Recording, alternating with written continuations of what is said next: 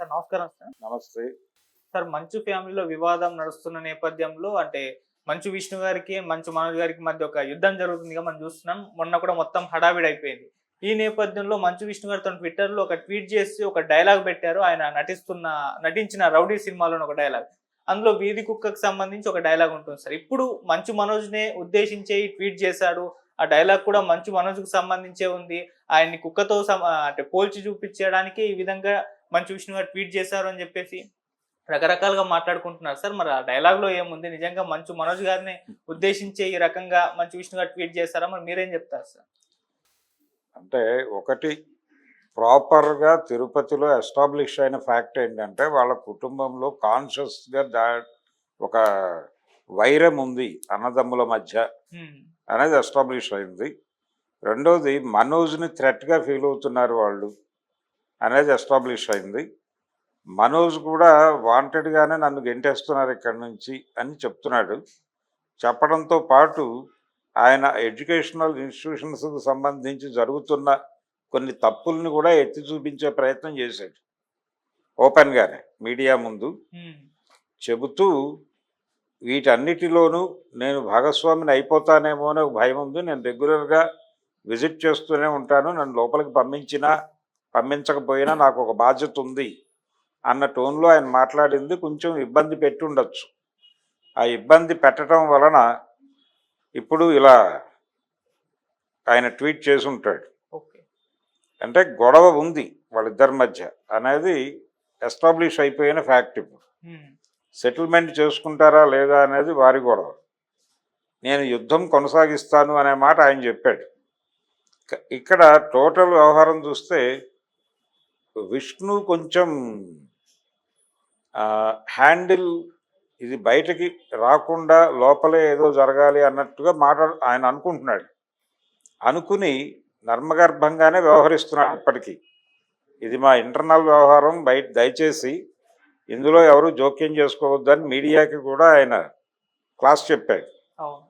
చెప్పిన మనిషి ఇలా లీడ్ ఇస్తూ ఒక ట్వీట్ చేయటం అనేది తప్పు, ఆయన వ్యూహానికి తప్పు. ఆయన చాలా జెంటిల్గా పెద్ద మనిషిలాగా ఉన్నారు, అలాగే ఉండాలి. స్ట్రాటజీ అది. యుద్ధంలో జనరల్గా పెద్దవాళ్ళకి, ఇంట్లో పెద్దవాళ్ళకి పిల్లలకి జరిగే ఘర్షణలు ఇలాగే ఉంటాయి. ఇది చాలా కుటుంబాల్లో చూశాను నేను. అంటే బ్రదర్స్ ఎలా ఉంటారంటే, ఇప్పుడు అన్నదమ్ముల మధ్య గొడవల్లో ఫాదర్ ఉన్నాడు ఇక్కడ, లేని సందర్భాల్లో జరిగే గొడవల్లో అన్నలు లీడ్ తీసుకుని గ్రాంటెడ్గా తమ పెద్దరికాన్ని ఎస్టాబ్లిష్ చేస్తూ వీళ్ళు చేసిన కొన్ని మిస్టేక్స్ని ఎప్పటికప్పుడు ప్రపంచం దృష్టిలో పెడుతూ వీళ్ళకి చేత కాదు హ్యాండిల్ చేయటం అనే ముసుగులో వాళ్ళని అలా ఉంచేసి మొత్తం కూడా తమకు అనుకూలంగా వ్యవహారం నడుపుకుంటూ నష్టాలు వచ్చినప్పుడు మాత్రమే వీళ్ళని భాగస్వాముల్ని చేస్తూ అలా నడుస్తుంది. అది తెలిసి కాదనలేని పరిస్థితి. సమాజంలో ఆల్రెడీ ఒక ఎస్టాబ్లిష్మెంట్ ఉంటుంది అభిప్రాయాలకు సంబంధించి. ఇతను దుందుడుకువాది, ఇతను ఊరికనే ఏడిపిస్తాడు, ఇతను డబ్బులు తీసుకెళ్ళి దుబారా చేస్తాడు, ఇలాంటి మాటలన్నీ అతని క్యారెక్టర్ అసాసినేషన్ జరిగిపోతుంది. ఏది పర్టికులర్గా బంధువుల దగ్గర, ముందు బంధువుల దగ్గర మొదలుపెట్టి సమాజానికి వ్యాప్తి చేస్తాడు. వ్యాప్తి చేసిన తర్వాత ఇతను యారగంటు, ఇతను కుటుంబంతో కలిసి ఉండడు, ఇతను కొంచెం కుటుంబం కష్టాల్లో ఉన్నప్పుడు పట్టించుకోడు, ఇలాంటి రకరకాల వార్తలు. దుబారా మనిషి, డబ్బు ఖర్చు పెట్టేస్తాడు, రెస్పాన్సిబుల్గా ఉండడు, వ్యాపార బాధ్యతలు నిర్వహించడు, ఇలాంటి వార్తలన్నీ స్ప్రెడ్ చేసేసి వాళ్ళని కార్నర్ చేసి సరెండర్ చేసుకోవటం ప్రోగ్రాం. సరెండర్ అయితే ఓకే, సరెండర్ కాకపోతే ఏం చేయాలి అనేది అప్పుడు ఆలోచిస్తారు.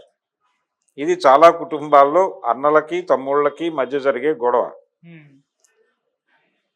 ఇక్కడ కొన్ని సందర్భాల్లో తమ్ముళ్ళు సరెండర్ అయ్యి అక్కడ వరకు సరెండర్ అయ్యి కొంతకాలం నడిపి అందరి మనసులు మళ్ళీ చూరగొని ఇతను మారాడు కదా, మరి అతనికి ఇచ్చేస్తే పద్ధతిగా ఉంటుంది కదా అని పబ్లిక్ ఒపీనియన్ బిల్డ్ చేసుకుని తద్వారా కొంత నేను ఇంత కష్టపడ్డాను, ఇంతకాలం దీన్ని ఇబ్బంది కాకుండా నీ నుంచి కూడా కాపాడటానికి నేను కష్టపడ్డాను, అందుకని నాకు కొంచెం ఎక్కువ ఎడ్జ్ రావాలి అని చెప్పి ఆ పంపకాలలో అన్నగారు కొంచెం ఎడ్జ్ తీసుకుని ఏదో మేరకు తమ్ముళ్ళకు పంచిపెట్టే ప్రయత్నం చేస్తాడు. ఇది సహజంగా జరిగేది. ఇక్కడ కూడా అలాంటిది ఏదో జరగాలి. ఇప్పుడు ఈయన వ్యూహాత్మకంగా వ్యవహరిస్తున్నాడు. మంచు విష్ణు ఇతని విషయంలో వ్యూహాత్మకంగా వ్యవహరిస్తూ వచ్చాడు ఇప్పటిదాకా. కానీ నిన్న ఆయన తిరుపతిలో వెళ్ళినప్పుడు వాళ్ళ బౌన్సర్లు గోడ దూకి రావటము, గోడ ఇక్కడ దాడి చేసి మళ్ళీ అటు దూకేయటం, ఈ విన్యాసాలు చూసాం. ఈ విన్యాసాలకు సంబంధించిన వీడియోలు పోలీసులే ప్రదర్శించిన సందర్భం చూసాం. పోలీస్ స్టేషన్ దగ్గర గొడవ జరిగింది. అలాగే తనకి నోటీసులు సర్వ్ చేయటము, ఇదంతా ఒక ప్రెజర్తో జరిగింది. ఈ మొత్తం ఎపిసోడ్ చివరికి ఆయన వాళ్ళ తాతగారు అలాగే వాళ్ళ నాయనమ్మల సమాధుల దగ్గరికి వెళ్ళి అక్కడ కూడా ఇబ్బందికర పరిస్థితులు ఎదుర్కొని బయటకు రావటం, ఎంత టైం ఎక్కడుండాలో వాళ్ళు చెప్పటం, ఇవన్నీ కూడా అతన్ని కార్నర్ చేసేటువంటి కార్యక్రమాలు. ఎందుకు చేస్తున్నారు? అంతకు ముందు రోజేమో భోగి రోజు ఆయన మేము రమ్మన్నాము అతన్ని, మనోజ్ని, వాడు వస్తాడో రాడు అన్నట్టుగా ఒక నిర్వేదం అభినయించాడు ఆయన, మోహన్ బాబు గారు. తీరా వస్తేనేమో జరిగింది ఇది. వాళ్ళు ప్రొటెక్షన్ పెట్టుకుని ఈయన నుంచి ఏదో జరుగుతోంది అనేది ఎస్టాబ్లిష్ చేసే ప్రయత్నం చేస్తున్నారు. అందుకోసం ఎక్కువ కష్టపడుతున్నారు అనేది కూడా ప్రజలకు ఎక్స్పోజ్ అవుతోంది. మొన్న తిరుపతిలో జరిగిన ఎపిసోడ్లో అతను దాడి చేస్తూ ఉండగా కంట్రోల్ చేయడానికి ప్రయత్నం చేయటం కన్నా కూడా దాడిని నివారించటం కోసం వీళ్ళు ఏదో ప్రయత్నం చేసినట్టుగా ఒక ఎస్టాబ్లిష్మెంట్ చేశారు. అది ఓపెన్గా కనిపిస్తోంది, ఏదో ఇంటెన్షనల్గానే జరుగుతోంది ఇది అని. ఇప్పుడు ఈ ట్వీట్ చేయటం వలన ఇంకొంచెం ఇంటెన్షనల్గా చేస్తున్నట్టుగా ధృవీకరించబడుతోంది. ఇలాంటి ధృవీకరణలు ఇవ్వకూడదు వ్యూహాత్మక యుద్ధం చేసేవాడు. అందుకని విష్ణు గారు ఇలాంటి లీడ్స్ ఇవ్వకుండా తన వ్యూహంలో తన తమ్ముడిని కంట్రోల్ చేయడానికి ప్రయత్నం చేసుకోవటం తప్పేం కాదు. ఆయన ఎలాగూ యుద్ధం చేస్తాడు, యుద్ధం చేస్తాను అని ప్రకటించాడు.